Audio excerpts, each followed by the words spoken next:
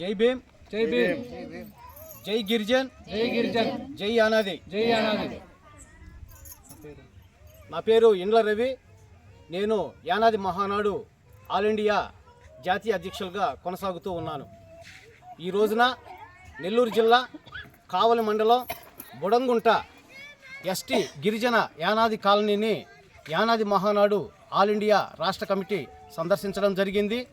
ఇక్కడ general body సమావేశం వేసి గిరిజనులైనటువంటి యానాదులను కూర్చోబెట్టి వారికి ప్రభుత్వం ఇచ్చేటటువంటి సంక్షేమ పథకాల మీద వాటిని సక్రమంగా వినియోగించుకునేటటువంటి విషయంలో, వాటిని రాబట్టుకునేటటువంటి విషయంలో వారికి సలహాలు సూచనలు ఇవ్వడం జరిగింది.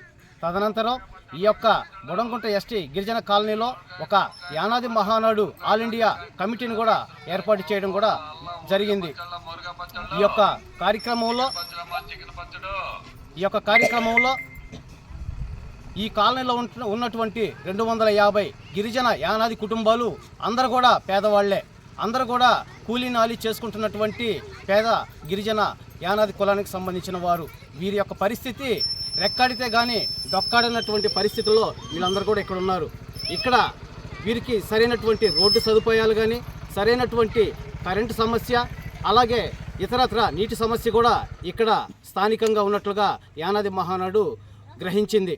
ఇందు మూలంగా తెలియజేసేది ఏంటంటే, ఈ యొక్క బుడంగుంట ఎస్టీ గిరిజన యానాది కాలనీలో ఉన్నటువంటి 250 కుటుంబాలు పేద గిరిజనులకు ఈ యొక్క ప్రభుత్వం అంత్యోదయ అన్న యోజన పథకం కింద వీరికి ఏఏవై కార్డులు మంజూరు చేసి ప్రతి ఒక్క గిరిజన యానాది కుటుంబానికి 35 కేజీలు బియ్యం ఉచితంగా ఇచ్చి వీరిని ఆదుకోవలసిందిగా యానాది మహానాడు డిమాండ్ చేస్తూ ఉంది. అలాగే సూచన కూడా చేస్తూ ఉంది.